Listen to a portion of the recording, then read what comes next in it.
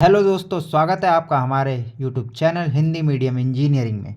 तो मैं आज आपको एक्सप्लेन करने वाला हूँ यूनिट 3 जो होने वाली है डाकी वन शॉट यूनिट होने वाली है ये। और इसमें मैंने किस बात पे फोकस किया है, जो एग्ज़ाम में आपके इम्पोर्टेंट क्वेश्चन आएंगे सिर्फ उन्हीं को मैंने एक्सप्लेन करूँगा इस वन शॉट वीडियो में, क्योंकि आपके एग्ज़ाम जो 2026 में होने वाले हैं, 2025-26 में, वो आपके 10-15 दिन में ही स्टार्ट होने वाले हैं। तो इसमें जो जो एग्ज़ाम में रिलेटेड टॉपिक आते हैं बस वही कराऊंगा मैं। और उसको करने के बाद बिना इस यूनिट को अगर आपको स्कोर करना है अच्छा नंबर, 21 नंबर लाने हैं, 21 नंबर का क्वेश्चन पेपर में आता है, जिसमें से आपको 14 और 2 16 नंबर का करना होता है। ठीक है, 2 लॉन्ग क्वेश्चन करने होते हैं, 3 आते हैं जिसमें से एक ऑप्शनल होता है। ठीक है, तो इस वीडियो को देखने के बाद आपका 100% यहाँ से वो नंबर कटेंगे नहीं। ठीक है, तो मोस्ट इम्पॉर्टेंट टॉपिक मैं बता देता हूँ कौन कौन से हैं।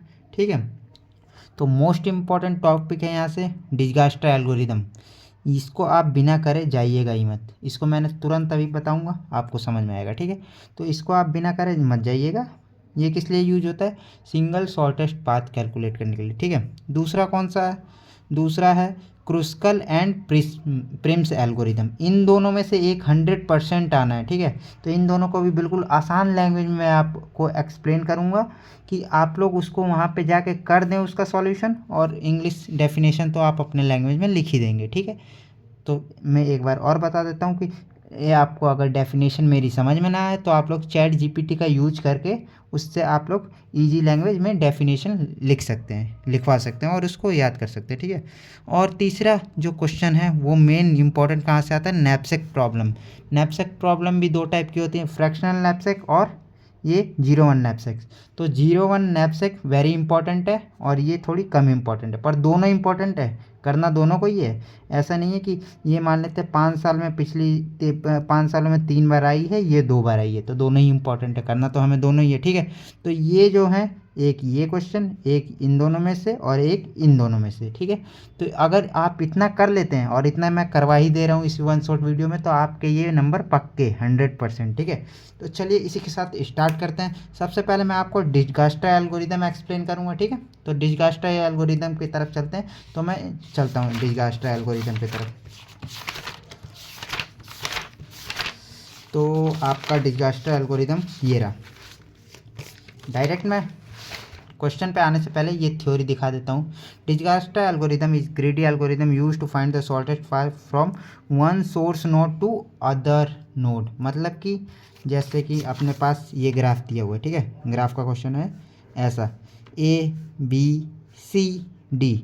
अब मुझे ये वेटेड ग्राफ है, मतलब इसमें कुछ वेट दिया होगा और कुछ यहाँ से जैसे 1 दिया है, 2 दिया है, 3 दिया है, 4 दिया है, 5 दिया है। मतलब ए से बी पे जाने के लिए 4 कॉस्ट की ज़रूरत पड़ रही है हमें। ए से बी पे जाने के लिए 4 रुपये की ज़रूरत पड़ रही है। ठीक है, आसान हिंदी लैंग्वेज में आपको समझाता हूँ। ए से डी पे जाने के लिए 2 रुपये की हेल्प से भी मैं जा सकता हूँ, और 4 और 5 9, 4 और 5 कितना, 9 रुपये की हेल्प से भी मैं यहाँ पे डी पे जा सकता हूँ। तो ये डिजगास्टर एल्गोरिदम किस लिए यूज होती है? एक सोर्स नोड से ए टू बी कितना रुपये लग रहा है, ए से सी कितना रुपये लग रहा है, A to C, A to D कितना रुपये लग रहा है, और मिनिमम मतलब ए टू डी पहुंचने में मिनिमम कितना कॉस्ट लग रहा है, इसी को फाइंड करने में होता है। मतलब कि सिंगल शॉर्टेस्ट पाथ से सब पे कितने जाने में कितना पैसा लग रहा है। जैसे ए से बी पे जा रहा हूँ, ए से सी पे जा रहा हूँ, ए से डी पे जा रहा हूँ। यदि बड़ा एग्जांपल दिया हो ये, तो मेरे को मान लेना हूँ, मेरे को 0 से पता लगाना है, 0 से सब के जाने तक की वैल्यू, मतलब मुझे यहाँ पे 7 पे जाना है, तो मैं कम से कम कितने पैसों में 7 पे पहुँच जाऊँगा 0 से। तो 0 से मैं मान लेते हैं यहाँ से इधर आया। ठीक है, 4 8 4 12, 12 4 16, 16 और 10 26, यहाँ तक जाने में मेरा 26 इस रूट से आ रहा है। ठीक है, इस रूट से 26 आ रहा है, और इस रूट से कितना आ रहा है, तो 10 और 2 10 1 9 10 8 1 9 9 2 11 11 और 10 21।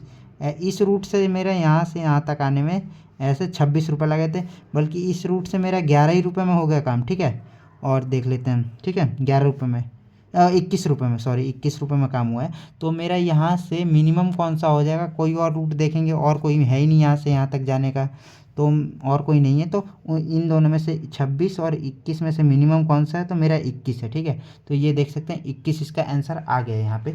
तो इसी को हम लोग 1 to all shortest part find करने के लिए यूज करते हैं। इसका एल्गोरिदम है, सबसे पहले इनिशियलाइजेशन करना है। क्या हो गया मेथड इसका कि सबसे पहले जैसे ये मेरे को क्या करना है, सबसे पहले 0 से स्टार्ट करना है मेरे को। तो 0 को मैं मान लूँगा 0, इसको 0 से 0 पे जाने में कितना पैसा लग रहा है, 0 पे ही हो सर, आप वहाँ से वहीं पे जा रहे हो तो कुछ पैसा ही नहीं लगेगा, तो 0 लगेगा। ठीक है, और सबको मैं मान लूँगा इनफाइनाइट। ठीक है, सबसे पहले क्वेश्चन में हमारा फर्स्ट स्टेप यही है कि 0 को 0 मान लेना है और सबको इनफाइनाइट मान लेना है। ठीक है, तो फर्स्ट स्टेप ये हो गया। Second step, put all vertices into a priority queue distance. ठीक है, एक मेरे को इसका मैं, ये तो थ्योरी है, ये आप कर लेना। तीसरा मेन इंपॉर्टेंट है जो ये फार्मूला है। फार्मूला क्या है, डी ऑफ यू मतलब जैसे ये नोड है, ये नोड है, ये यहाँ पे नोड था ना, तो इसको मैं क्या मान लूँगा, शुरुआत में यू मान लूँगा, इसको वी मान लूँगा। ठीक है, किन्हीं दो के लिए मैं कैलकुलेट करूँगा बीच की वैल्यू, तो इसको क्या मानूंगा, वी, और इसको यू मानूंगा, यू मानूंगा, इसको वी मानूंगा। तो अब कॉस्ट ऑफ वी कितना हो जाएगा यहाँ तक पहुँचने में, डी ऑफ वी को क्या कहेंगे, कॉस्ट ऑफ वी, मतलब कि यहाँ तक पहुँचने में मिनिमम ए से सी तक पहुँचने में कितना रुपये मिनिमम लग रहा है, तो ये 1 हो गया मेरा मिनिमम। ठीक है, अगर ये दोनों का होगा 1 जो होगा, ये D of cost of COST, cost of U comma V होगा। ये जो 1 है ये होगा पहले शुरुआत में। अभी ये यहाँ पे क्या बताया मैंने, और सबको इनफाइनाइट मान लेना है, तो इनफाइनाइट होगा अभी डी की जगह। और डी यू क्या था, डी यू था यहाँ पे शुरुआत में, इसे सोर्स मानने, तो इसको कितना मानना था, 0 मानना था शुरुआत में, और सबको इनफाइनाइट मान लेना था। तो ये डी यू क्या हो गया, इसके लिए 0 हो गया, और डी भी क्या हो गया, इनफाइनाइट हो गया। और cost of U comma V, ये क्या हो गया, ये 1 जो बीच का आंसर इसमें दिया है। ठीक है, अब ये फॉर्मूले में ये टर्म्स यूज हुई हैं। ठीक है, तो if D of U plus cost of U V, मतलब डी ऑफ यू कितना है, डी ऑफ यू कितना है, 0 है, मतलब इसका यहाँ पे पहुँचने में कितना पैसा लग रहा है, तो D of you 0 plus cost of you भी कितना है, कॉस्ट ऑफ यू भी मतलब यहाँ से यहाँ तक जाने में कितनी कॉस्ट लग रही है, 1, तो यन 0 + 1। ठीक है, 0 + 1 कितना हो जाता है, 1 ही होगा। ठीक है, यदि 0 प्लस ये और ये 1 हो गया आंसर हमारा, तो यदि ये डी ऑफ वी से छोटा है, क्या ये डी ऑफ वी से छोटा है, डी ऑफ वी कितना है, डी ऑफ वी इनफाइनाइट है, इनफाइनाइट हम शुरुआत में ही मान लेंगे। ठीक है, तो ये छोटा है, हाँ ये तो छोटा है इनफाइनाइट से, तो क्या करेंगे, देन अपडेट कर देंगे डी ऑफ वी, मतलब यहाँ वाली वैल्यू को, ये 5 को अपडेट कर देंगे, और किससे अपडेट करेंगे, जो ये वाली वैल्यू आई है D of U plus cost of you भी। ठीक है, इन दोनों के वैल्यू से अपडेट कर देंगे, तो ये डी ऑफ वी की वैल्यू छोटी है। ठीक है, डी ऑफ वी की वैल्यू यहाँ पे इनफाइनाइट थी, और इन दोनों की वैल्यू छोटी थी, तो डी ऑफ वी की वैल्यू ये वाली हो जाएगी, छोटी वाली जो 1 हो जाएगी, तो इसको काट के 1 कर देंगे। ठीक है, यही कॉन्सेप्ट है, हर एक उसके लिए हमें नोट के लिए सेम यही फाइंड करना है, और इसी के साथ हम लोग अपने क्वेश्चन को सॉल्व कर लेते हैं। चलिए देखते हैं।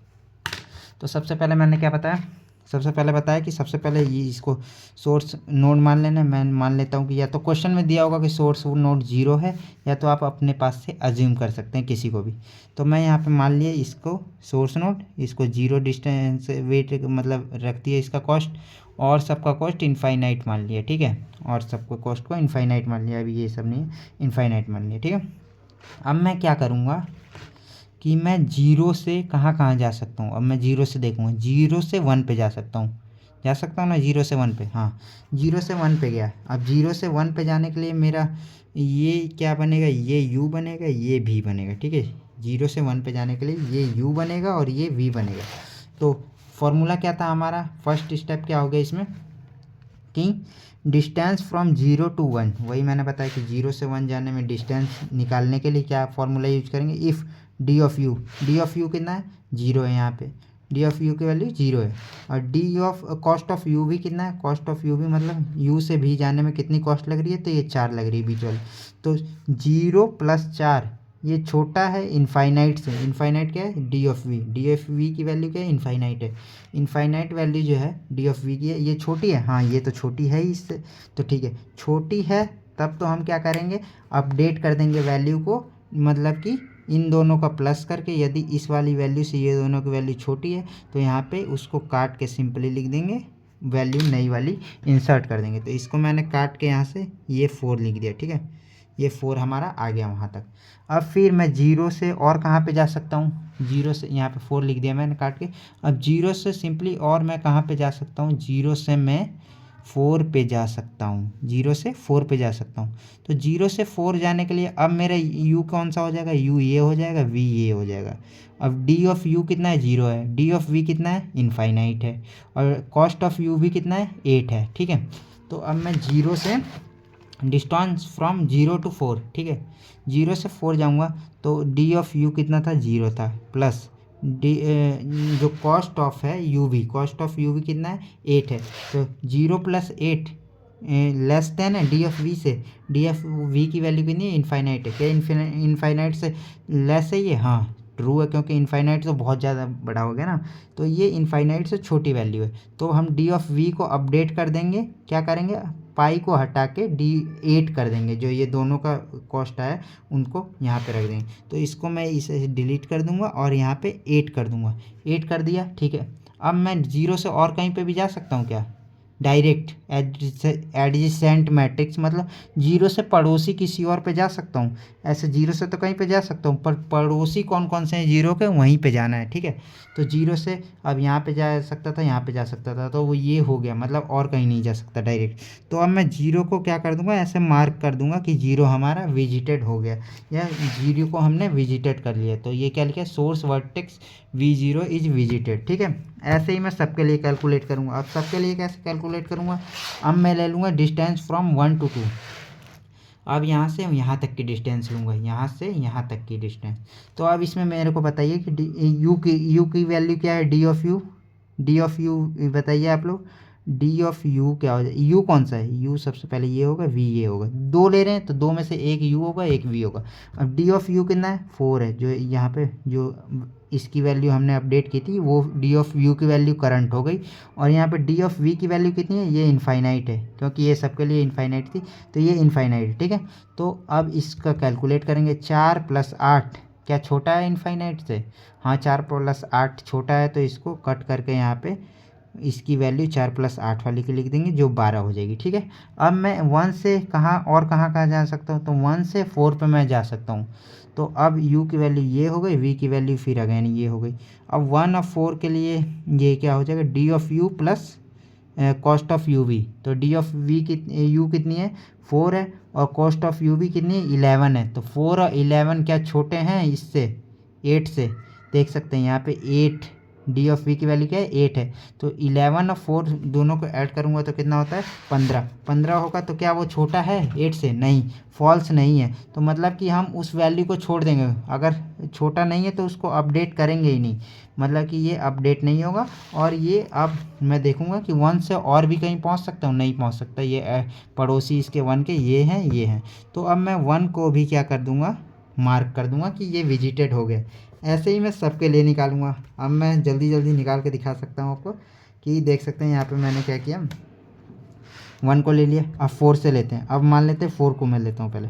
4 से कहाँ पे जा सकता हूँ मैं, पड़ोसियों पे। तो 4 से मैं 0 पे जा सकता हूँ, तो ये तो मैंने ले लिया पहले ही, 0 विजिटेड है। विजिटेड वाले पर वापस नहीं जाना है, जो नॉन विजिटेड है उनके पड़ोसियों पे जाना है, ठीक है। तो ये 4 से इसका पड़ोसी कौन सा है, ये 5 है, 1 है, 0 है, तो ये दोनों तो पहले से विजिटेड है, तो इन पे नहीं जाएंगे, इस पे जाएंगे। तो 4 से 5 पे जाने के लिए डी ऑफ यू की वैल्यू कितनी है, यू, अभी ये मेरा ये वाला यू हो जाएगा, ये वाला भी हो जाएगा। तो डी ऑफ यू की वैल्यू कितनी है, 8, ठीक है। 8 प्लस ये कॉस्ट ऑफ यू वी 1 हो जाएगी, 8 + 1 9। क्या 9 इनफाइनाइट से छोटा है, हाँ छोटा है, तो ये अपडेट कर देंगे, 9 कर देंगे यहाँ पे, ठीक है। अब क्या करेंगे, यहाँ से और कहीं जा सकते हैं पड़ोसियों पे, नहीं जा सकते, तो इसको विजिटेड कर देंगे। तो अब मैंने इसको भी विजिटेड कर लिया। अब मैं इधर का भी ले सकता हूँ, इधर का भी ले सकता हूँ, ठीक है। तो मैं कौन सा लेता हूँ, जो भी आप कहिए वो ले लेता हूँ। मान लीजिए मैं ये वाला ले लेता हूँ 2 से।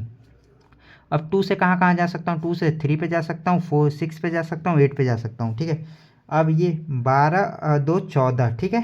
14 क्या इनफाइनाइट से छोटा है, हाँ 14 इनफाइनाइट से छोटा है, तो इसको कट करके 14 यहाँ पे कर देंगे, ठीक है। अब यहाँ से यहाँ पे गया मान लीजिए, तो 12 7 कितना होता है, 19। क्या 19 इनफाइनाइट से छोटा है? हाँ 19 इनफाइनाइट से छोटा है, तो इसको काट के 19 कर देंगे। अब 2 से हम यहाँ चले गए, यहाँ चले गए, अब 2 से इस पे जा सकते हैं बस, तो 12 और 4 16।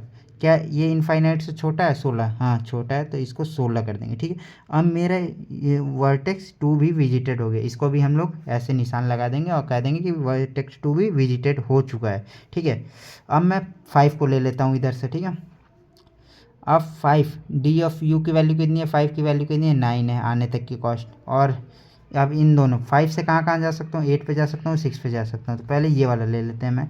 तो 8 9 और 2 कितना होता है? 11। क्या 11 16 से छोटी है वैल्यू? हाँ 11 तो 16 से वैल्यू छोटी है, तो क्या करूँगा मैं, 11 जो है वो 16 से छोटी है। ठीक है, 11 16 से छोटी हो गई वैल्यू, तो क्या करेंगे, इसको कट करके अपडेट करके 11 कर देंगे। ठीक है, अब इससे यहाँ पे आ गया, अब इससे यहाँ पे भी तो जा सकते हैं ना, तो क्या कहते हैं, ये 9 और 6, 9 और 6 कितने हो गए? 15।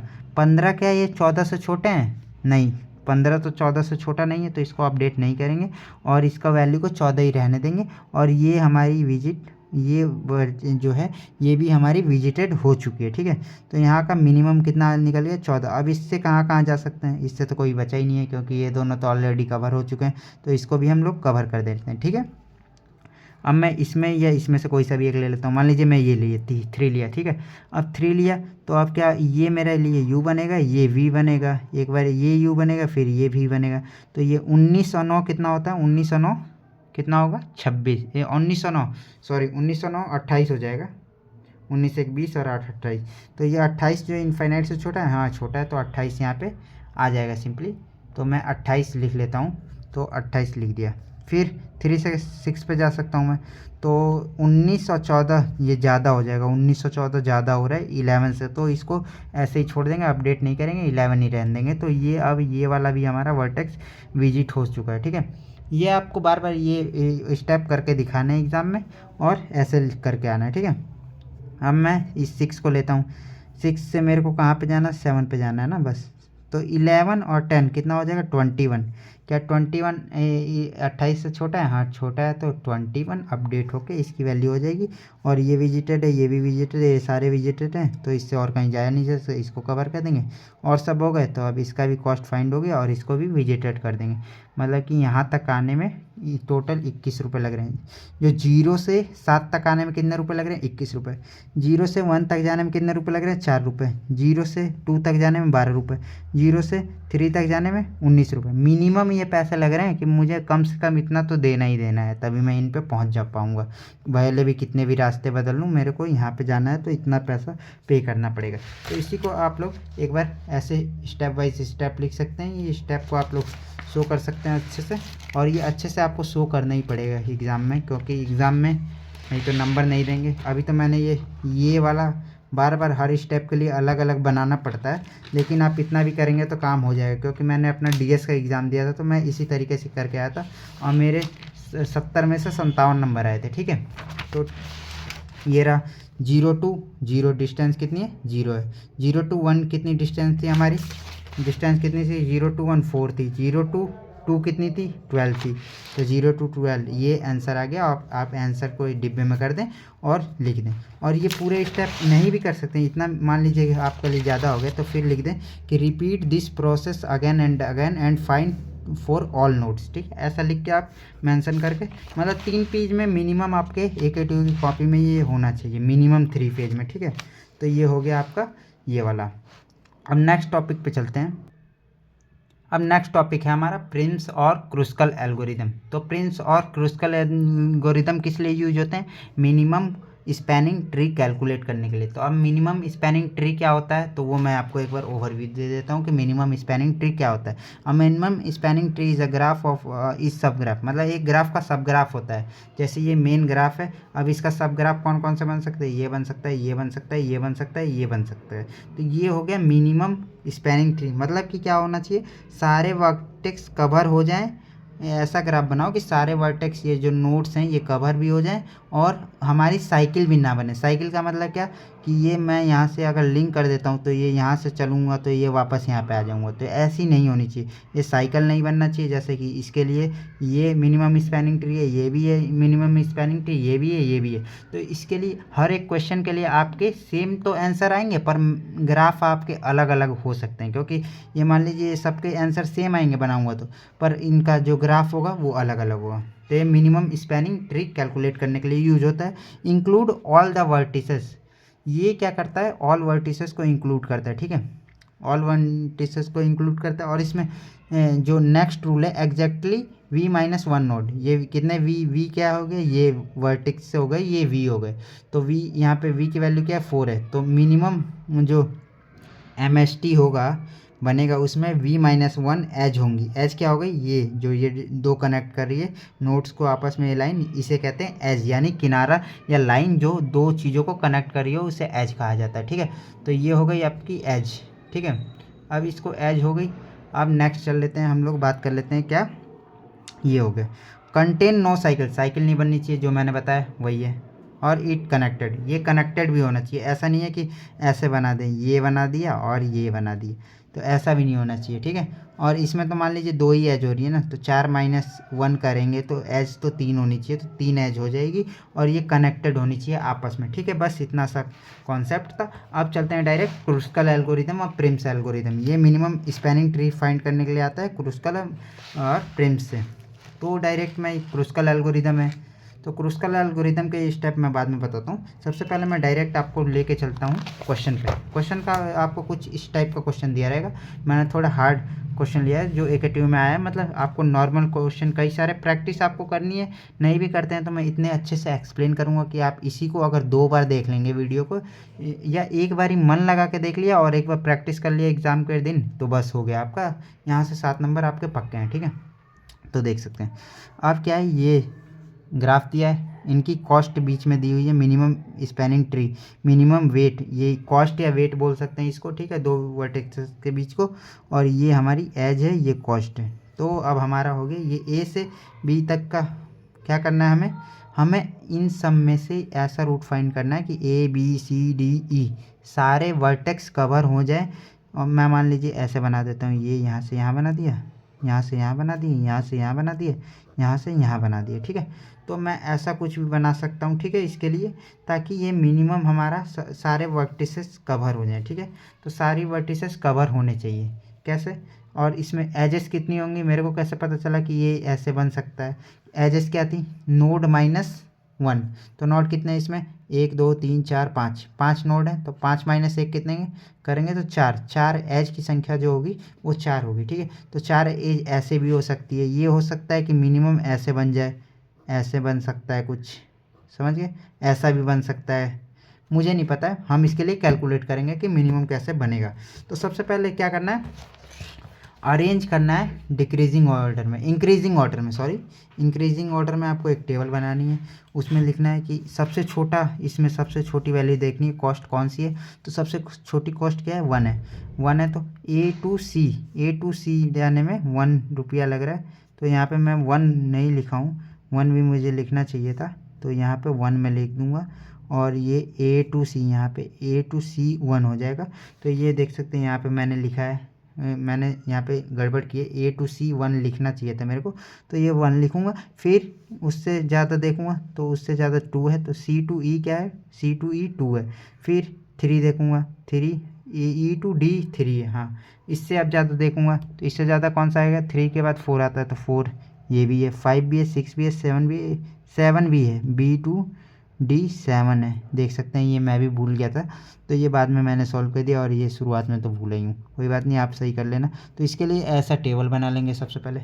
अब क्या करेंगे, आपको ऐसे ही आप भी एग्ज़ाम में भूल सकते हैं, पर आपके जो स्टेप होंगे उसके हिसाब से आपको नंबर कंफर्म मिलेंगे, क्योंकि एग्जामिनर देखता है कि हाँ भाई बच्चे ने स्टेप फॉलो किया है, हाँ किया है, तो उसे नंबर मिलना चाहिए, क्योंकि गलती तो किसी से भी हो सकती है, और मुश्किल से 1 नंबर कट सकते हैं, नहीं तो नहीं कटेगा, ठीक है। तो ये हो गया। आप क्या करेंगे, now select edge in the smallest to largest weight order, मतलब जो सबसे कम जिसका वेट है उसको पहले सेलेक्ट करेंगे, फिर उससे बढ़ते बढ़ते बढ़ते हम लोग सेलेक्ट करते जाएंगे। और कैसे सेलेक्ट करेंगे, अगर मिनिमम सेलेक्ट करेंगे और साइकिल नहीं बननी चाहिए, क्या है यहाँ पे रूल में लिखा था कि साइकिल नहीं बननी चाहिए, नो साइकिल, ठीक है। तो सबसे पहले मैं सेलेक्ट करता हूँ, सबसे मिनिमम किसका वेट है, तो ये है, तो इसको मैं ऐसे सेलेक्ट कर लिया। अब इस पेन से मैं आपको डिफाइन कर दे रहा हूँ, ये हमारी वैल्यू हो गई सेलेक्ट, तो इसका वैल्यू A1 हो गया, मैं इसमें दिखा रहा हूँ, ये सेलेक्ट हो गया। अब इसके बाद हम कौन सा सेलेक्ट कर सकते हैं, इस हाईलाइट पेन से कर लेता हूँ थोड़ा, तो इससे ये हो गई हमारी वैल्यू। अब कौन सा, अब मिनिमम कौन सा, ये है, तो इसको ले लूँगा, अब मैं मिनिमम इसको सेलेक्ट कर लिया, ठीक है। अब कौन सा करूँगा, इससे के बाद मिनिमम कौन सा, ये है, तो इसको सेलेक्ट कर लूँगा, ठीक है। अब कौन सा मिनिमम है, तो 3 के बाद मिनिमम 4 है, 4 को लूँगा, ये 1 तो ले लिया हमने, 2 भी ले लिया, 3 भी ले लिया, और 3 एक और बार है क्या, हाँ 3 एक और बार है, तो यही देखिए पता चल गया मेरे को, तो ये मैं फिर से 3 ले लूँगा, और फिर ये हो गए, ये हो गए, ये हो गए, ये हो गए। अब 4, इसके बाद क्या है, 4 है, तो 4 क्या मैं सेलेक्ट करूँगा, अगर 4 मैं यहाँ पे सेलेक्ट कर लेता हूँ, मान लीजिए इसको सेलेक्ट कर लेता हूँ, तो ये मेरी साइकिल बन जाएगी, मतलब यहाँ से चालू करूँगा और यहीं पे पहुँच जाऊँगा। तो क्या होना चाहिए, साइकिल नहीं बनना चाहिए, तो साइकिल नहीं, इसको नहीं सेलेक्ट करेंगे, इसको छोड़ देंगे। ये सेलेक्ट हो गया मेरा, ये 1 वाला सेलेक्ट हो गया, ये भी हो गया, ये भी हो गया, ये भी हो गया। इसको लिख देंगे कि no choose, we can not choose because it formed a cycle, it formed a cycle, या it make a formation of cycle, कुछ भी लिख सकते हैं, ठीक है, अपने लैंग्वेज में लिख देना। और ये क्या है, अब ये 5 है, 5 को सेलेक्ट करूँगा, अगर मैं यहाँ से इसको सेलेक्ट कर दूँगा तो ये भी साइकिल बन जाएगा, ये यहाँ से साइकिल बन जाएगा, तो इसको भी सेलेक्ट नहीं करूँगा, इसको भी सेलेक्ट नहीं करूँगा। अब 6 को देखता हूँ, 6 को करूँगा यहाँ से, इसको करूँगा तो ये तीनों साइकिल बन जाएंगे, तो ये भी नहीं, साइकिल नहीं बननी चाहिए, तो इसको भी सेलेक्ट नहीं किया। अब 7 को देखूँगा, 7 को सेलेक्ट करूँगा, इसको सेलेक्ट करूँगा, नहीं, इसको सेलेक्ट नहीं करूँगा, क्योंकि ये भी साइकिल के फॉर्मेशन कर ले रही है। 8 को करूँगा तो 8 कहाँ है, 8 ये है, तो इसको करूँगा तो ये यहाँ से साइकिल बन जा रही है इसमें से, ठीक है, तो इसको भी नहीं लूँगा। 9 को करूँगा, 9 को भी नहीं लूँगा, क्योंकि 9 भी यहाँ से करूँगा तो ये बड़ा वाला साइकिल यहाँ से कंप्लीट हो जाएगा। तो देख सकते हैं ये शुरुआत में ही हमने इन चारों को कैलकुलेट करना है, पर करना लास्ट तक के लिए पूरे को करना है, और जब आपके 4 ये आ गए, शुरुआत में ही हम लोगों को पता चल जाएगा आंसर क्या है, क्योंकि ये 4 आ ही गए, मिनिमम 4 एज आ गए। अब टोटल नोट कितने थे, 5 थे, तो 4 तो आ ही गए, तो हो गया, मतलब मिनिमम हो गया। तो ये हो गया आपका मिनिमम स्पैनिंग ट्री। तो मिनिमम स्पैनिंग ट्री कैसा बना है, कुछ ऐसा बना है, ऐसा बना है। तो इसका वेट कितना है, 3, इसका वेट कितना है, 1, इसका वेट कितना है, 2, 3, 3 और 3 6 और 3 9। MST की वैल्यू क्या हो जाएगी, 9 आंसर हो जाएगा आपका MST की वैल्यू। ये आपको ये हर एक स्टेप में करके दिखाना है ऐसे। सबसे पहले मैंने ये सेलेक्ट किया, फिर ये सेलेक्ट किया, फिर ऐसा फॉर्म दूंगा, फिर ऐसा सेलेक्ट किया, फिर ये ऐसा सेलेक्ट किया, सारा स्टेप करना है और आपको दिखा देना है, और लास्ट में आपको आंसर लिख देना है, take all pairs not cycle formation, और इसका आंसर कितना होगा, 2 1 3 या 3 9। MST इक्वल टू लिख देना है MST लास्ट में, कि MST का वैल्यू है मिनिमम स्पैनिंग कॉस्ट कितना है या ट्री कितना है, 9 आंसर हो गया आपका। तो अब नेक्स्ट एल्गोरिथम की बात करते हैं, प्रिम्स एल्गोरिथम। तो प्रिम्स एल्गोरिथम भी सेम उसी अप्रोच पे काम करना है कि मिनिमम स्पैनिंग ट्री निकालना है, और सेम प्रॉब्लम इसी के लिए हम प्रिम्स से भी कर सकते हैं, ठीक है। इसी के लिए मैं प्रिम्स से भी निकाल सकता हूँ, क्रूस्कल से भी निकाल सकता हूँ, पर आंसर सेम आएगा दोनों का, ध्यान देना। तो प्रिम्स क्या करता है, प्रिम्स का क्या है, ग्रीडी एल्गोरिदम है। ये देखेगा कि सबसे कम, जैसे 0 से कहाँ कहाँ जा सकते हैं, और देखेगा कि सबसे कम किस पे है, उसी को सेलेक्ट कर लेगा, जो सबसे कम रहेगा उसी को सेलेक्ट कर लेगा। और क्या करेगा, it build MST 1 vertex at a time. वही है कि मतलब हर एक MST बनाने में हर एक वर्टेक्स को एक बार कैलकुलेट वो करना चाहिए, ठीक है, क्या विजिट करना चाहिए, ठीक है। तो अब इसका देख लेते हैं क्वेश्चन। किसका है, प्रिम्स का है। प्रिम्स का क्या है, सबसे पहले आपको ये आपका फॉर्मूला, ये आपको मैंने एक्सप्लेन कर दिया कैसे दिया होता सब कुछ। तो अब ए से मैं कहाँ कहाँ जा सकता हूँ, ए से मैं जा सकता हूँ बी पे, और ए से जा सकता हूँ एच पे। तो ए से बी, ए से एच, इसकी वैल्यू लिख लेनी है। ए से बी जाने पे 4, ए से एच जाने पे 6, ठीक है। अब इतना मान लीजिए कि ये नहीं है, ठीक है, तो ये आपका नहीं है। अब इन दोनों में सबसे मिनिमम कौन सा, 4 है, तो 4 को मैं चूज कर लूँगा और ऐसे बना दूँगा 4, ये वाले को चूज करके ऐसा बना दिया मैंने, ठीक है, चूज कर लिया। अब इससे नेक्स्ट पे, अब ए से और कहीं नहीं जा सकता, तो ये तो ए, मतलब एक ही बार लिख के आपको ये इसको मार्क कर देना है ऐसे कि ये विजिटेड हो गया। अब मैं बी से ले लेता हूँ, मिनिमम हमने ये लिया ना ए से बी पे, तो अब मैं ए से बी पे पहुंच चुका हूँ, ठीक है। अब मैं बी के लिए ऐसा करूँगा, बी से कहाँ कहाँ जा सकता हूँ, बी से एच जा सकता हूँ, बी से सी जा सकता हूँ, बी से ए जा सकता हूँ। तो ए तो ऑल्सो उल्टा ये नहीं लेते हैं, तो बी से मैं सी लूँगा और बी से एच लूँगा। बी से क्या लिया मैंने, बी से सी लिया और बी से एच लिया। अब इन तीनों में से मैं देखूँगा इस वैल्यू, ये वैल्यू हमारी सेलेक्टेड हो गई थी। अब मैं इन तीनों में से मिनिमम वैल्यू सेलेक्ट करूँगा, तो मिनिमम कौन सा है, ये 6 है, ठीक है। तो ये 6 अगर मैं लेता हूँ, इस 6 को अगर मैं लेता हूँ, ए टू एच को लेता हूँ अगर, तो ए टू एच ये know choose because it form a cycle, ये मैंने नीचे तक करने के बाद लास्ट में चूज किया होगा। तो मान लीजिए इसको मैं नहीं लेता हूँ, इसको ही ले लेता हूँ, ठीक है। इस 6 को लिया, ये लास्ट, अभी मत ध्यान दीजिए, सोचिए कि ये ब्लैंक है, तो मैं इस 6 को लिया। इस 6 को भी ले सकता था, पर मैं इसको ले रहा हूँ क्योंकि ये मैंने पहले से ही सॉल्व किया है। तो ठीक है, इस 6 को लिया, तो इस 6 को क्या लूँगा, बी टू सी लूँगा, तो इसको ड्रॉ कर लूँगा। ए टू बी पहले ही था, बी टू सी, अब ऐसे मेरा ये स्पैनिंग ट्री हो गया, ठीक है। अब क्या करूँगा, अब सी पे आ गया मैं, सी से कहाँ कहाँ जा सकता हूँ, सी से डी पे जा सकता हूँ, सी से आई पे जा सकता हूँ। तो ये मेरी दो वैल्यू चूज हो गई, एक ये एक ये। अभी भी इसमें दो ये वाली बच रही हैं, और ये सी से कहाँ कहाँ जा सकता था, सी से आई पे जा सकता था, सी से एफ पे, सी से डी पे, ये सबका वैल्यू लिख लिया। तो अब हमारे पास कौन कौन सी वैल्यू है, एक ये है, एक ये है, एक ये है, एक ये है, एक ये है।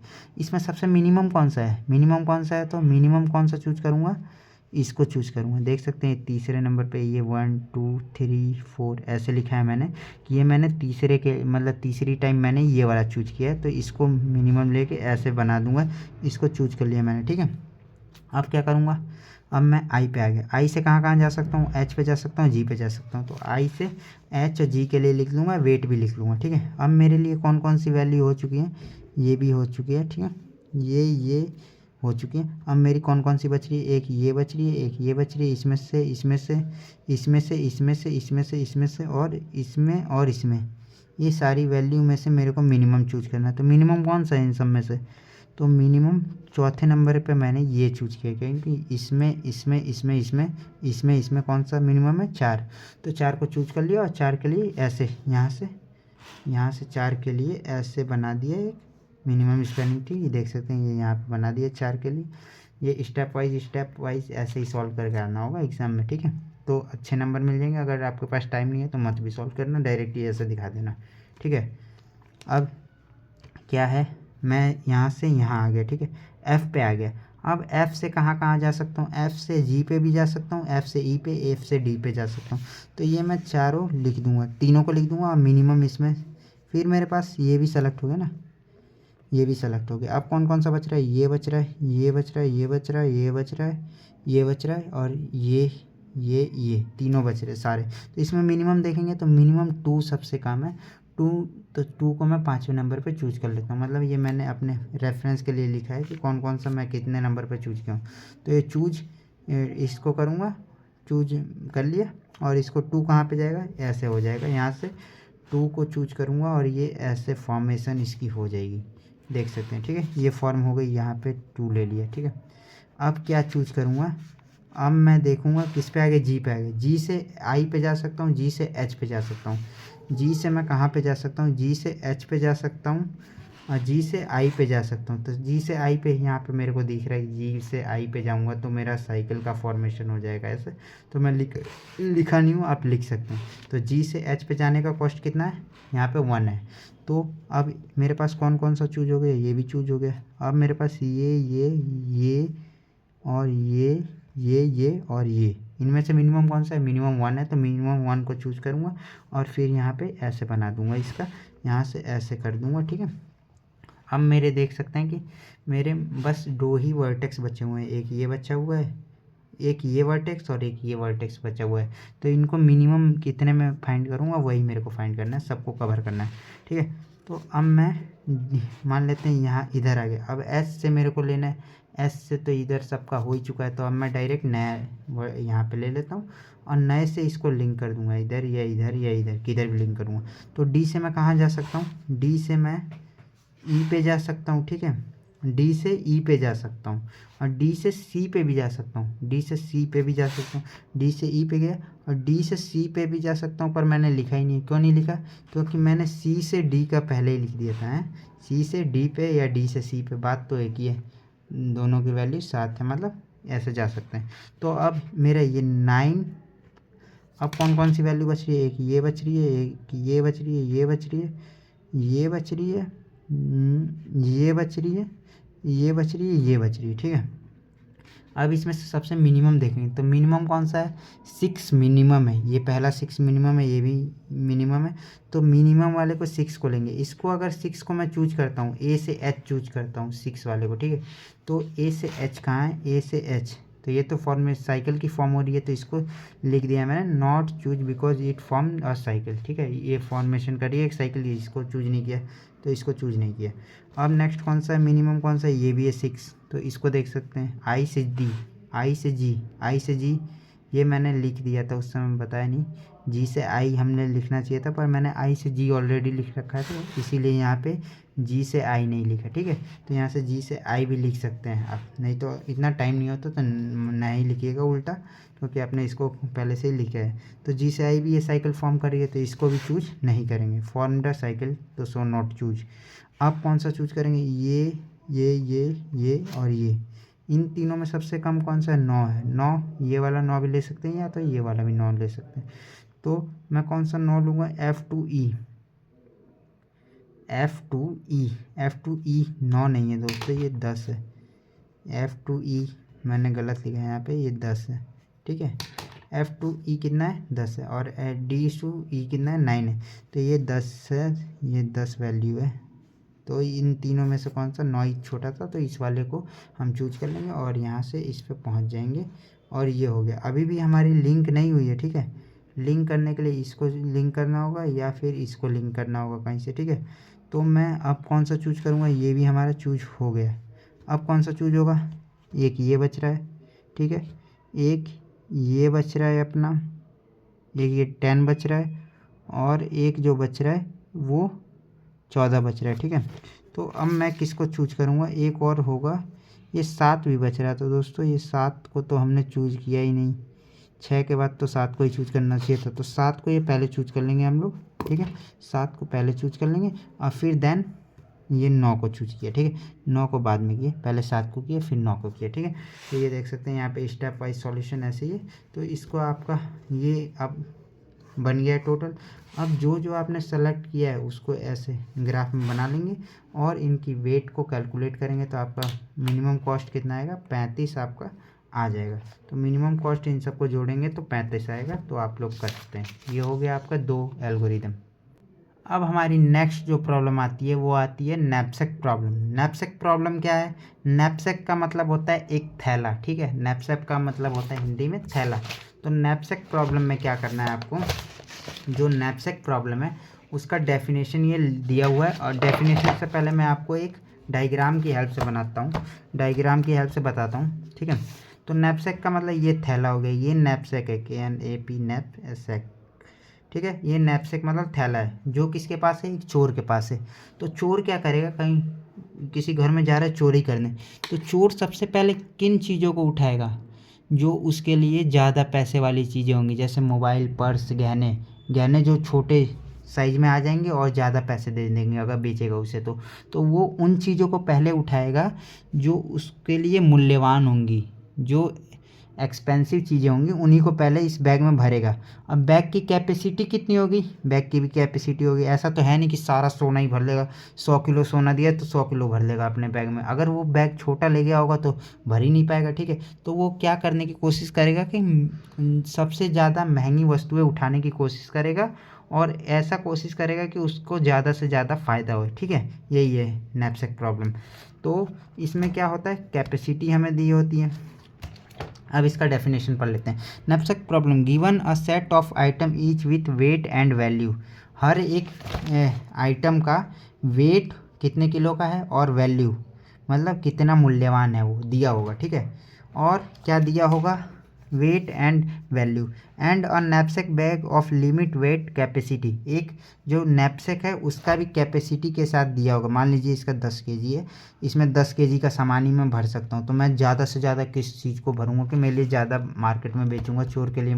मान लीजिए मैं ही चोर हूँ तो मैं क्या चीज़ ज़्यादा भरूँगा कि मैं जाकर मार्केट में बेचूँ तो ज़्यादा पैसे मिल जाए। ठीक है, वैसे मैं चोर नहीं हूँ, मैं टीचर हूँ, मैं पढ़ा रहा हूँ, आपका दोस्त हूँ। ठीक है, तो मैं एग्जाम्पल के लिए बता रहा हूँ। ठीक है, तो क्या मैं फाइंड करने की कोशिश करूँगा कि ज़्यादा से ज़्यादा पैसे बन जाए मेरे, उस चीज़ को उठाऊँगा। तो क्या होगा कि मान लीजिए यहाँ पे पैसे की गड्डी ही रखी हुई है। ठीक है, ये कई सारी पैसे की गड्डी रखी हुई है। अब मेरे को मेरे बैग की कैपेसिटी कितनी है कि मैं इसमें से 2 ही गड्डी ले सकता हूँ। ठीक है, ठीक है, 2 ही गड्डी ले सकता हूँ। तो मैं उसमें से 2 गड्डी ही उठाऊँगा, पूरा नहीं उठाऊँगा। तो ये कौन सा प्रॉब्लम का हो गया। नैपसेक के जो टाइप होते हैं वो 2 टाइप होते हैं, एक 01 नैपसेक होता है, एक फ्रैक्शनल नैपसेक। फ्रैक्शनल का मतलब जिसके फ्रैक्शनल यानी टुकड़े किए जा सकें, जैसे टुकड़े किए जा सकते हैं, टुकड़े कर सकें, हम लोग कर सकें।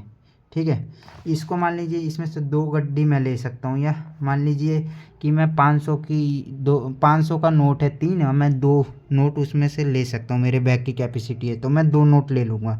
तो फ्रैक्शनल नैपसेक में वो हो गया कि मैं 2 नोट ले सकता हूँ पूरा ना लेके। और जो ये हो गया 01 नैपसेक, 01 या तो 0 या तो 1, मतलब या तो पूरा लो या तो मत लो। ठीक है, मान लीजिए मेरे पास ये 500 का एक नोट है। ठीक है, 500 का एक नोट है और मेरे बैग में कितने कीमत की या कितना वेट की वो आ सकती है, जो वो है नोट, वो मैं मान लेता हूँ 250 रुपये की आ सकती है। तो क्या 250 इसमें 500 का नोट को मैं आधा फाड़ के लूँगा? नहीं, 500 को नोट को फाड़ूंगा ही नहीं। मैं या तो लूँगा इसे या तो नहीं लूँगा, और जब बैग की कैपेसिटी कम है तो मैं लूँगा ही नहीं, छोड़ दूँगा। ठीक है, तो 01 नैप से क्या है, या तो पूरा आइटम लो या तो पूरा आइटम मत लो। ठीक है, अब फ्रैक्शनल नैप से क्या है कि या तो इसमें टुकड़े करके ले सकते हैं। ठीक है, तो इसको रियल वर्ल्ड के एग्जांपल से समझ लेते हैं। जैसे कि हम मान लेते हैं ट्रिप पे जा रहे हैं, तो ट्रिप पे मेरे पास वो रखा हुआ है नमकीन का पैकेट, और नमकीन है इतनी सारी झिल्ली में बंधी हुई। अगर मैं उसमें से फ्रैक्शनल कर सकता हूँ, मतलब थोड़ा सा निकाल के कम रख सकता हूँ। ठीक है, तो वो तो हो गया मेरा फ्रैक्शनल नैपसेक, मतलब थोड़ा सा नमकीन, अगर मेरे बैग की कीमत कम है तो उसमें थोड़ी सी नमकीन को ही लेके आप बैग में भर दूंगा, मेरा बैग फुल हो जाएगा। तो ये तो हो गया नमकीन का एग्जाम्पल। अगर ट्रिप पे जा रहे हैं और मान लीजिए कि मेरे बैग में रखने की मेरे बैग में कैपेसिटी है कितनी, 4 शर्ट रखने की कैपेसिटी है। तो ऐसा नहीं है कि मैं वो क्या कहते हैं 4.5 शर्ट रखने की कैपेसिटी है और मैं सोचूंगा कि 4.5 कैपेसिटी है रख लेता हूँ। तो 4.5 शर्ट मैं नहीं रख सकता, मैं या तो 5 शर्ट लूँगा या तो 4 लूँगा। तो आधा शर्ट मैं नहीं ले सकता, मतलब आधा उसको टुकड़े नहीं करूँगा, उसको मैं पूरा ही लूँगा या तो नहीं लूँगा। ठीक है, मान लीजिए उसकी जगह मैंने हाफ निक्कर ले लिया तो उसका आधा कैपेसिटी मैं मान लेता हूँ एग्जांपल के। तो ये हो गया। ठीक है, या तो पूरा लो या तो ना लो, और इसमें टुकड़े करके ले सकते हैं। तो इस पर 2 प्रॉब्लम आती हैं। एक तो आता है कि ये किससे सॉल्व की हो जाती है, डायनेमिक प्रोग्रामिंग से। ये आपको हर जगह यूट्यूब चैनल पे या कहीं पे भी बहुत डिफ़िकल्ट लेवल में बताया गया है कि एक फॉर्मूले से बताया गया है, लेकिन मैं इसमें ट्रिक की हेल्प से बताऊंगा, आपको तुरंत समझ में आएगा। ठीक है, तो ट्रिक की हेल्प से करेंगे और आसानी से। हमारा मेन उद्देश्य है कि हम लोग एग्ज़ाम के बहुत कम दिन बचे हुए हैं, उसको कैसे यूटिलाइज करें और मिनिमम टाइम में हम लोग मैक्सिमम कितना नंबर गेन कर सकें। मतलब हम भी एक नैपसेक की तरह ही कर रहे हैं कि हम मिनिमम टाइम है हमारे पास, हम मैक्सिमम कितने नंबर तक का पढ़ ले रहे हैं। ठीक है, तो यही देखते हैं। सबसे पहले मैं फ्रैक्शनल नैपसेक की बात करता हूँ। तो इसमें कौन सा सॉल्व करने की प्रॉब्लम की मेथड है, ग्रीडी यानी ग्रीडी, और ये इसमें वैल्यू बाई वेट रेशियो का यूज किया जा सकता है। ठीक है,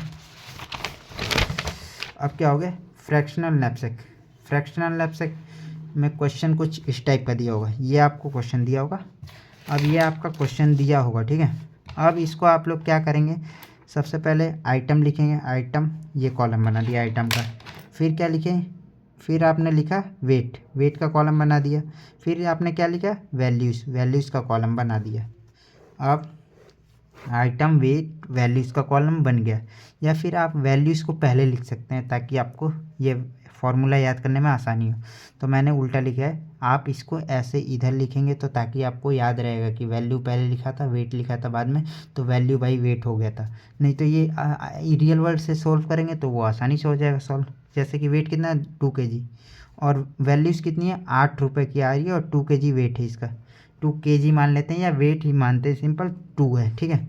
मतलब दो क्वांटिटी हमारे पास 8, दो चीज़ है कोई, ठीक है, दो हमारे पास शर्ट हैं वो कितने की हैं 8 रुपये की, तो एक शर्ट की कीमत क्या होगी 4 रुपये, तो वही है दो कीमत दो चीज़ें हैं 8 रुपये की, तो एक तो 8 को डिवाइड कर देंगे 2 से तो ये 4 हो जाएगा, तो तीसरा वैल्यू होता है ये निकालना, ठीक है।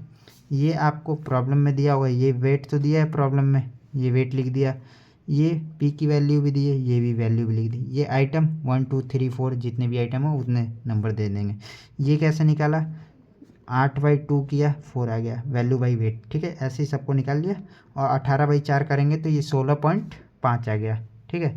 मतलब एक चीज़ की कीमत है वो 4.5 रुपये है, ठीक है। 4 चीज़ की कीमत 18 रुपये थी तो एक चीज़ की कीमत कितनी होगी 4.5 रुपीज़, ठीक है। अब हम देखेंगे इसमें प्रायोरिटी सबसे महंगी कौन सी वस्तु है, मतलब कि कौन सी चीज़ें लूँगा तो सबसे ज़्यादा वैल्यू है, तो देख सकते हैं इसमें सबसे ज़्यादा वैल्यू कितना है 4.8, तो ये 4.8 को मैं इसको पहले लूँगा, ठीक है, इसको फर्स्ट प्रायोरिटी दूंगा, फिर इससे कम 4.5 इसको सेकंड प्रायोरिटी दूंगा, इससे कम ये थर्ड प्रायोरिटी दूंगा, इसके बाद फोर्थ प्रायोरिटी, अगर नैपसेक में जगह बची तो मैं इसको रखूँगा लास्ट में। तो अब और क्या दिया होगा हमारे क्वेश्चन में, with knapsack capacity is 10, capacity हमारे नैपसेक की कितनी दी गई है 10, तो 10 कैपेसिटी दी गई, ये priority to choose.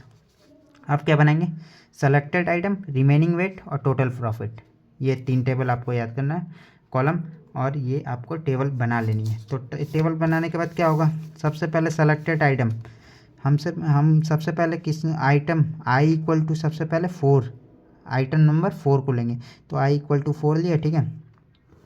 Remaining wait और टोटल प्रॉफिट, ये हो गया आपका रिमेनिंग वेट और टोटल प्रॉफिट। तो रिमेनिंग वेट कितना है हमारे पास, अभी कितना वेट बचा हुआ है, तो 10 का 10 ही बचा हुआ है, पर इसमें से 4 हमने लिया, आइटम नंबर 4 लिया, तो इसने कितना वेट ऑक्यूपाई किया 5, तो हमारे पास शुरुआत में क्या है, शुरुआत में इसने 5 लिया तो 10 माइनस 5 किया तो कितना बचा 5, मतलब रिमेनिंग वेट 4, ये आइटम नंबर 4 लिया और कितना वेट इसने लिया 5, अब 5 पूरी की पूरी हमारी आ गई झोले में, तो हमें पूरा फ़ायदा हमको मिलेगा, पूरा फ़ायदा कितना मिल रहा है 24, तो यहाँ पे 24 लिख देंगे पूरे फ़ायदे को, ठीक है। अब कौन सा लेंगे, हमारे अभी बैग में कितनी जगह बची हुई है 5 बची हुई है, तो मैं अब जाऊँगा दूसरा मूल्यवान वस्तु लेने, तो दूसरा मूल्यवान वस्तु की प्रायोरिटी कौन सी है, ये तीसरे नंबर की, मतलब इसकी ज़्यादा सबसे कीमत है, तो अब मैं इसको लूँगा, ये कितनी जगह ऑक्यूपाई करेगी 4, तो 5 माइनस 4 आइटम नंबर 3 लेंगे, I equal to 3 I equal to 4, item number 3 लेंगे, यहाँ पे 1 कैपेसिटी अब बच जाएगी, और हमारा फ़ायदा कितना का हुआ इसको लेने पे 18, 4 की 4 ले ली हमने, 4 की 4 ले ली पूरी की पूरी, तो हमारा 18 रुपये हो गया। अब क्या लेंगे आइटम नंबर, अब कौन सा कैपेसिटी हमारी कितनी बची हुई है झोले की, एक बची हुई, मतलब एक वेट का कुछ आ सकता है उसमें, तो अब थर्ड प्रायोरिटी किसकी है 1 की है, तो थर्ड इसको 1 को लेंगे, इसका वेट 2 है, पर इसका हमारे पास तो 2 है इसका वेट, और हमारे पास बची कितनी हुई है एक ही बची हुई है, तो इसको कैसे कैलकुलेट करेंगे, इसको कितना वेट था, एक का वेट यहाँ पे हमारा निकला था 4, तो एक का वेट कितना निकला था 4, तो मैं क्या करूँगा यहाँ पे देख सकते हैं 1 माइनस 1 ऑफ 2 लिखूँगा, ठीक है, 1 माइनस 1 ऑफ 2, 1 माइनस 1 ऑफ 2, मतलब एक में 2 का एक लेना है मुझे और मैं ले लूँगा उसको, और अब हमारे कैपेसिटी कितनी बचेगी, नैपसेक की 0 बचेगी, और 0 की कैपेसिटी बची तो यहाँ पे क्या आ जाएगा अपना वैल्यू आ जाएगी, एक इन 2 8 में आ रहे थे मूल्य उसका हो रहा था, तो एक का मूल्य 4 था यहाँ से, तो एक ही लिया हमने 4 ले लिया, ठीक है, तो ये क्या हो गया,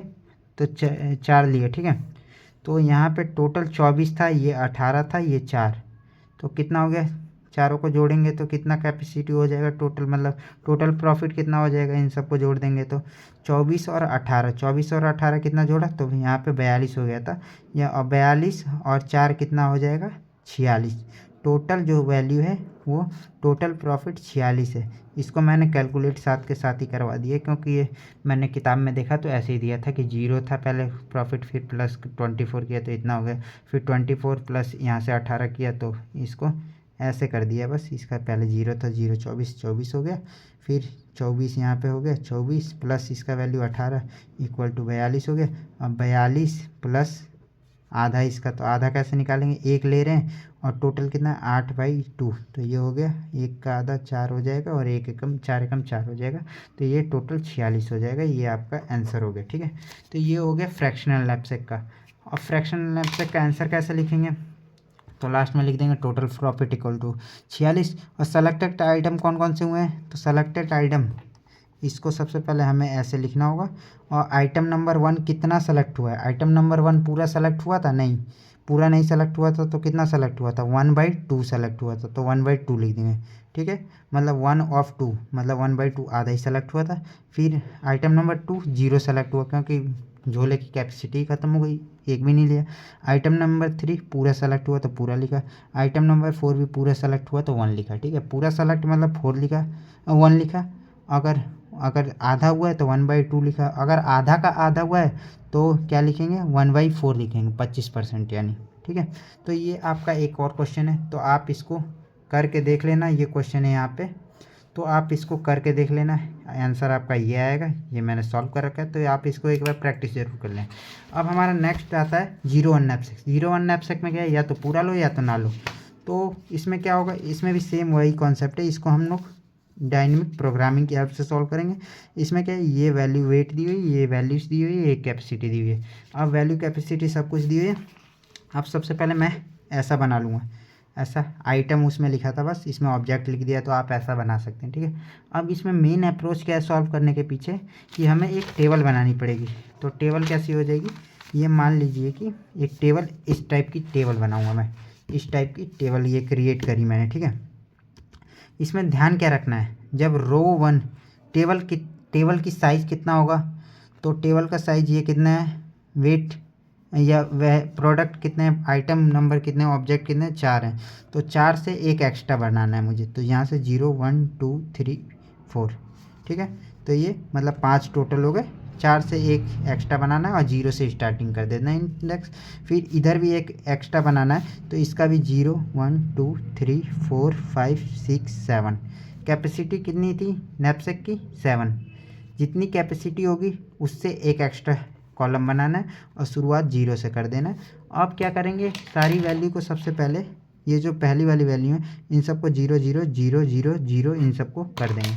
तो 0 0 करने के बाद क्या हो जाएगा, सबसे पहले 0 0 कर देते हैं, यहाँ पे लिख देता हूँ, पेन नहीं चल रहा है, 0 0 0 0 0 0। तो ये 0 0 0 हो गया।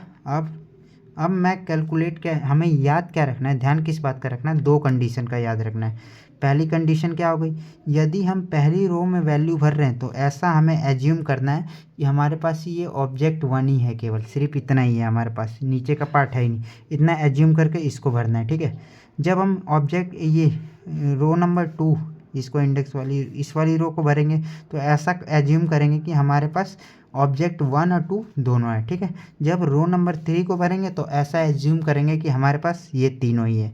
ठीक है, फिर लास्ट में चौथी भरेंगे तो ये हमारे पास पूरी टेबल को एज्यूम करना है कि हमारे पास है। अभी कुछ समझ में नहीं है, चलिए तो मैं करवा के दिखाता हूँ तो समझ में आएगा पूरा। पहली कंडीशन वो हो गई। ठीक है, दूसरी कंडीशन क्या होती है, तो दूसरी कंडीशन क्या है कि जो कॉलम भरे तो उसे पहले नैपसेक का कैपेसिटी वही मानेंगे। ठीक है, जब पहली रो भरेंगे तो पहली ऑब्जेक्ट या आइटम है ये मानेंगे। हाँ, मतलब यही है कि वही बताया मैंने कि ये पहला रो होगा तो पहला, अगर पहली रो भर रहे हैं तो पहला मानेंगे, दूसरी भर रहे हैं तो पहला दूसरा दोनों मानेंगे। ठीक है, तो अब इसको प्रॉब्लम को चलते हैं और सॉल्व करते हैं। तो ये क्या है, इसकी कैपेसिटी, कैपेसिटी वाला है दूसरा जो कंडीशन है कि कैपेसिटी ये मानेंगे। ठीक है, हर एक कॉलम को भरने के लिए वैल्यू, जैसे ये 1 है तो 1 ही कैपेसिटी मानेंगे। थैले की कैपेसिटी कितनी है, 1 ही है।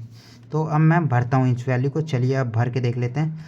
अब मैं सबसे पहले रो नंबर 1 भर रहा हूँ, तो इसको पूरे को नीचे को हाइड मान लूँगा और ये ऊपर वाले से ही कैलकुलेट करूँगा।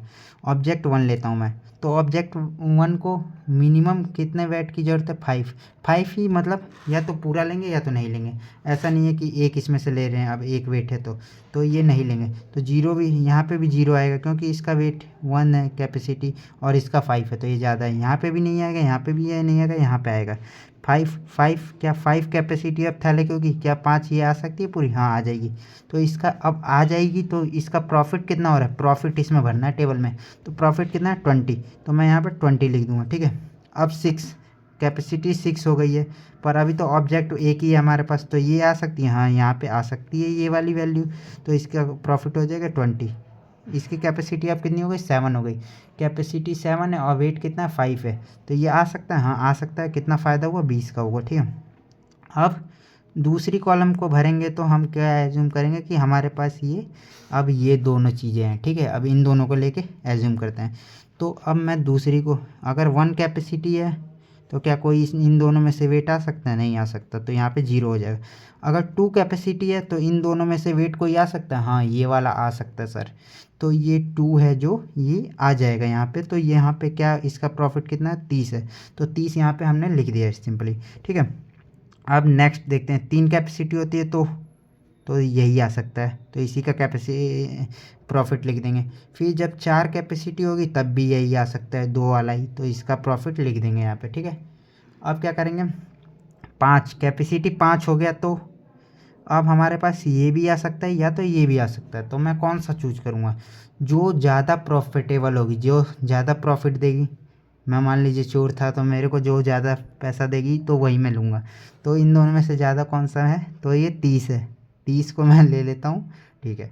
अब 6 हो गया तो भी 30 ही हो गया, क्योंकि एक ही आ सकता है, ये 5 और 2 7, ये दोनों नहीं आ सकता, तो 30 ही लेंगे।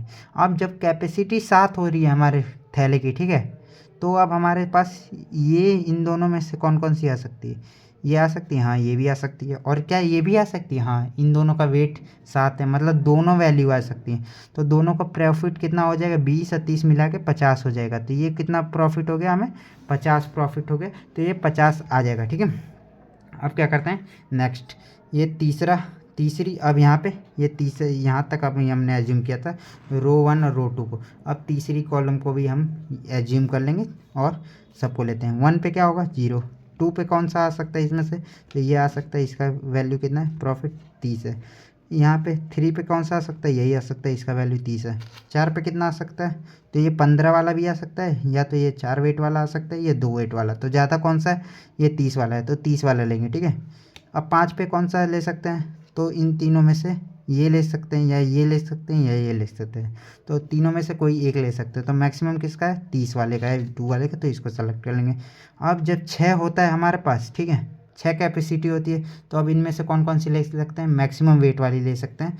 तो मैक्सिमम वेट इसका 30 है, तो यहाँ पे 30 तो ले लूँगा मैं, पर यहाँ पे 2 ही वेट मेरा भरा, तो 2 और 4 6, ये दोनों ही मैं इन वेट में ले सकता हूँ। तो इसका वैल्यू कितना हो जाएगा, 4 और 2 6, तो इन दोनों को ही मैं लूँगा, और इसका कितना हो जाएगा कॉस्ट, मतलब प्रॉफिट 45 रुपये का हो गया, यहाँ पे 45 लिख देंगे। अब जब 7 प्रॉफिट होगा तो इन तीनों में से सबसे ज़्यादा किसका हो रहा है, तो 5 45 ये हो रहा था।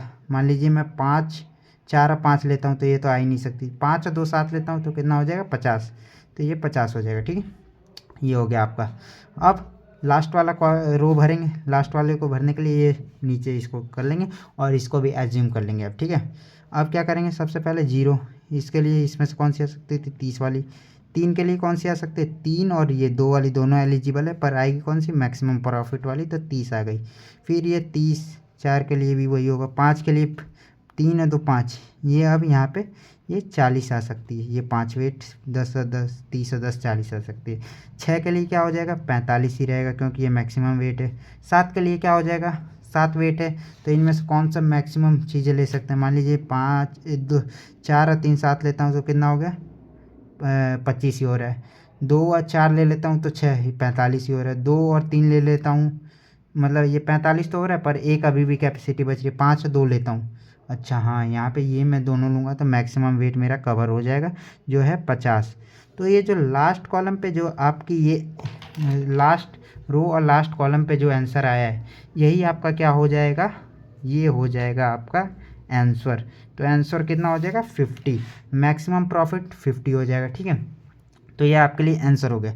अब मैक्सिमम प्रॉफिट लिख देंगे आंसर में, और क्या लिख देंगे, सेलेक्टेड ऑब्जेक्ट या आइटम, कौन कौन सा ऑब्जेक्ट सेलेक्ट किया आपने। तो यहाँ से मैं तो डायरेक्ट लास्ट कॉलम को भरने के लिए आपने कौन सा यूज किया था, तो लास्ट कॉलम को भरने के लिए आपने कौन सा यूज किया है, इसका यूज किया ये और ये, तो इन चारों को सबसे पहले आइटम के लिए ऐसे बना देंगे, कॉमा कॉमा कॉमा। तो पहला, हाँ पहले को यूज किया था, दूसरे का, हाँ दूसरे आइटम नंबर 2 का भी यूज किया था, तीसरे ऑब्जेक्ट का नहीं किया था तो 0, इसका भी नहीं किया था तो इसका भी 0 हो गया। तो ये आपका आंसर हो जाएगा और ऐसे मैक्सिमम प्रॉफिट हो गया। तो आपको कैसी लगी ये वीडियो? मैंने सारे कंप्लीट इंपॉर्टेंट टॉपिक आपको करा दिए, आप इतना ही करके जाइए और मैक्सिमम नंबर इसमें लेके आइए। तो थैंक यू वेरी मच।